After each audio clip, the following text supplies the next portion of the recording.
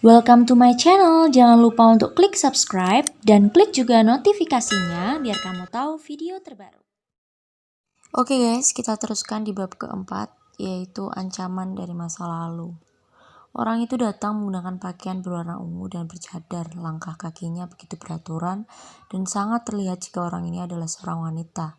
Ketika orang itu masuk, dia mengunci pintu dari dalam. "Siapa kamu?" Fulvi mengundurkan badannya dan sangat ketakutan. Dia menyiapkan handphonenya di dalam selimut, pelan-pelan mengarahkan ke program recorder, dan menyiapkan nomor telepon polisi agar bisa langsung menghubunginya jika terjadi sesuatu padanya. Orang itu mendekat ke samping tempat tidur Fulvi dan berdiri melihat Fulvi dengan begitu intens.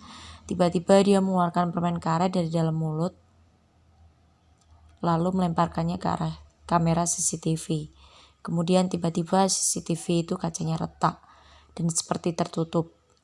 Fulvi punya firasat tidak enak dengan keadaan ini. Orang itu kembali menatap Fulvi dan menjabatnya dengan tangan kiri.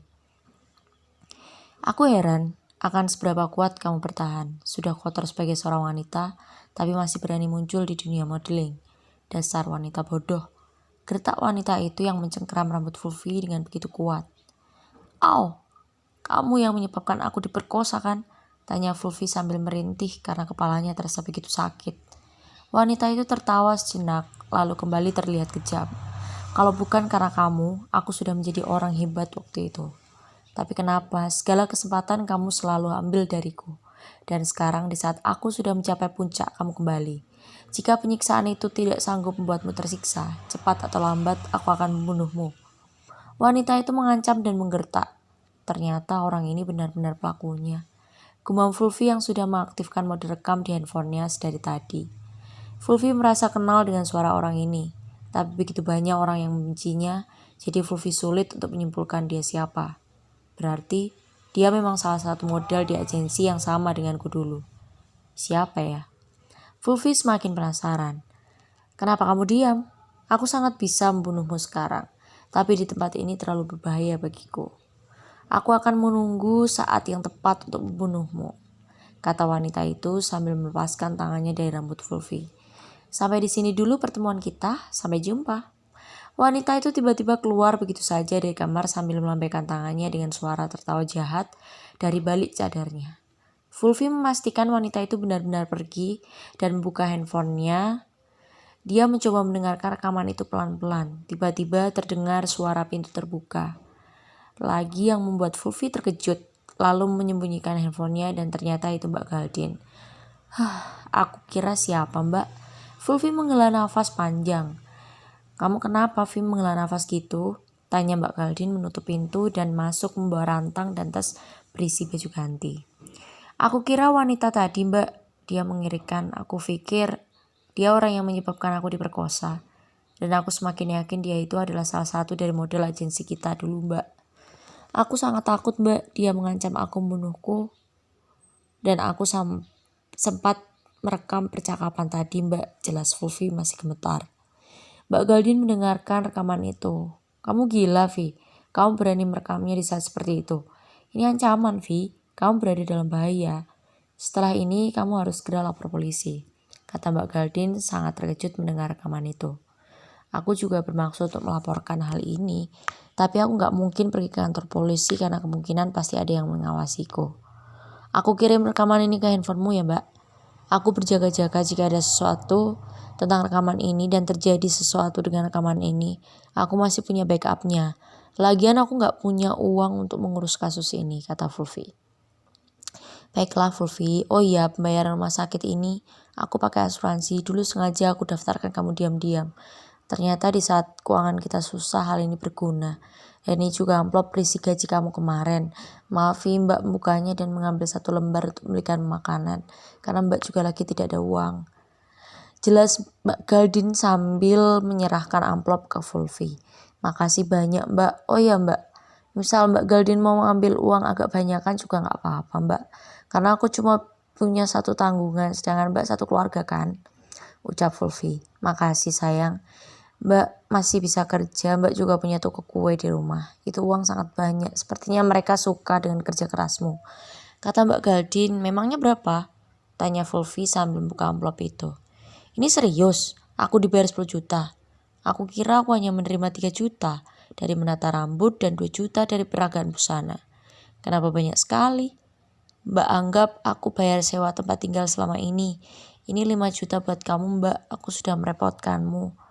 Fulvi mencoba membalas kebaikan Mbak Galdin. Gak usah Vi, buat tabungan kamu aja. Ucap Mbak Galdin menolak. Mbak Galdin, jika aku punya orang tua, aku pasti akan memberikan ini untuk kedua orang tuaku. Tapi karena aku hidup tanpa orang tua, aku mohon terimalah mbak, aku sudah menganggapmu keluarga sendiri. Fulvi tetap memaksa Mbak Galdin menerimanya. Mbak Galdin meneteskan air mata. Ya Tuhan sayang, terima kasih, tahu kamu akan selalu menjadi wanita yang sangat baik. Sampai aku mati aku janji akan terus merawatmu dan tidak akan meninggalkanmu. Mbak Galdin memeluk Fulvi. Jangan kenceng-kenceng mbak peluknya, punggungku masih sakit, kata Fulvi sedikit meringis. Maaf sayang. Mbak Galdin melepaskan pelukannya. Fulvi hanya tersenyum masih menahan nyeri di punggungnya. 3 hari kemudian kondisi Fulvi semakin membaik. Walaupun belum semua lukanya mengering, Fulvi perlahan-lahan sudah bisa menegakkan punggungnya. Mbak, aku sudah kangen masuk kerja, kata Fulvi sambil melihat ke jendela. Sabar sebentar ya Vi, kata dokter kan 1 minggu kamu sudah boleh pulang. Ini baru 3 hari loh, ucap Mbak Galdin sambil menyuapi bubur ke Adi. Baiklah aku menurut, kata Fulvi sambil memijat kedua kakinya yang terasa begal. Tiba-tiba terdengar suara ketukan pintu dari arah pintu. Tok tok tok, pintu itu terbuka. Hai Fulvi, sapa Kak Janet. Wah, semuanya datang ke sini kak. Apa mereka libur kerja? Tanya Fulvi penasaran sambil menjabat tangan mereka semua. Ibu mengizinkan kami semua sebentar, selama 1 jam untuk menjengukmu. Lihat, itu Bu Heni, jelas Kak Janet. Bu Heni memeluk Fulvi. Bagaimana keadaanmu Vi? Apakah sudah baikan? Tanya Bu Heni. Aku sudah membaik Bu, sebenarnya aku ingin pulang, tapi dokter belum boleh. Keluh Fulvi. Ikuti kata dokter saja Vi. Oh iya, minggu depan ada kompetisi penata rambut. Kamu dan Janet akan berpartisipasi. Tapi aku sangat berharap kamu sembuh ya Vi. Ibu juga ikut khawatir, kata Ibu Heni sambil membelai rambut Fulvi. Makasih Bu, aku pasti akan cepat sembuh, kata Fulvi sambil tersenyum. 1 minggu telah berlalu. Pagi itu Fulvi sangat bersemangat untuk bekerja, berdandan rapi dengan seragam salonnya dan berangkat. Sampainya Fulvi di salon Bu Heni langsung memanggil Fulvi untuk segera ke ruangannya. Bu Heni menjelaskan mekanisme kompetisi dan apa yang harus dipelajari sebelum mengikuti kompetisi ini. Selama 2 hari Fulvi berlatih segala macam model rambut. Bu Heni selalu memperhatikan perkembangannya. Fulvi setiap hari, dia cukup tersenyum ketika melihat Fulvi tanpa lelah berlatih sendiri menggunakan boneka. Besok sudah hari H kompetisi, apa kamu sudah siap Vi? Tanya Bu Heni. Sudah siap Bu, aku sudah menguasai 25 model rambut yang ibu ajarkan, jawab Fulvi dengan mantap.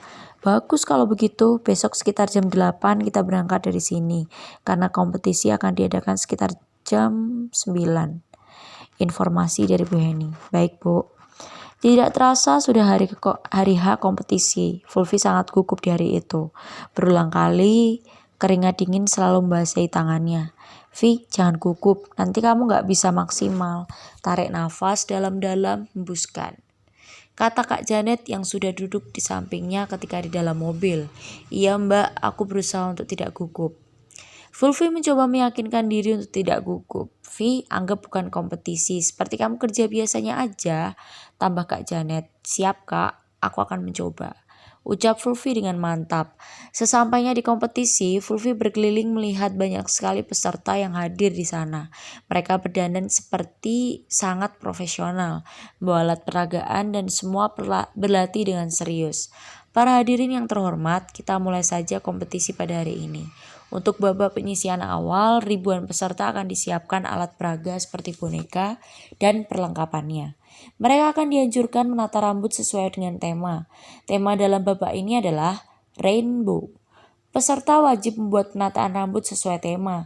Jika tidak sesuai, maka dijamin peserta tersebut akan kalah.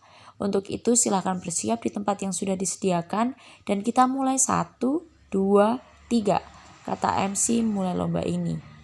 Kak Janet dan Fulvi bersebelahan, tapi mereka begitu serius dengan kreativitas mereka masing-masing. Bu Heni hanya melihat mereka dari pintu samping. Aku ingin membuat kesan elegan untuk karya yang satu ini, batin Fulvi. Waktu semakin cepat berlalu, waktu seleksi pertama tinggal 10 menit lagi. Fulvi dan Kak Janet sama-sama menyelesaikan bagian akhir dan memberi hiasan. Oke, kita hitung mundur. 5, 4, 3, 2, 1. Babak pertama selesai. Mereka berdua merasakan lega dan juri yang terdiri dari 20 orang mulai menyebar dan memilih sekitar 50 orang saja yang nanti akan masuk ke babak kedua. Melihat ke layar hari itu, siapa saja nama yang akan muncul menjadi 50 besar. Terlihat Kak Janet dan Fulvi sama-sama berdoa. Tuhan, semoga aku masuk. Fulvi terus memohon. Tuhan, semoga aku masuk. Kak Janet juga berharap hal yang sama.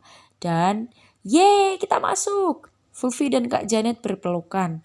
Melihat hal itu, Bu Heni terlihat sangat bangga. Selanjutnya adalah babak kedua. Peserta akan diberi satu model. Kali ini modelnya adalah pria, bukan wanita. Mereka semua memiliki rambut panjang. Dalam babak ini, peserta diberi keleluasaan untuk memotong rambut, mewarnai, dan membuat para pria menjadi lebih ganteng dari biasanya. Setelah penataan rambut selesai, para model pria akan tampil di atas panggung dan juri akan menilai sesuai nama yang dipakai di baju para model pria. Apa kalian siap? Tanya MC dari atas panggung.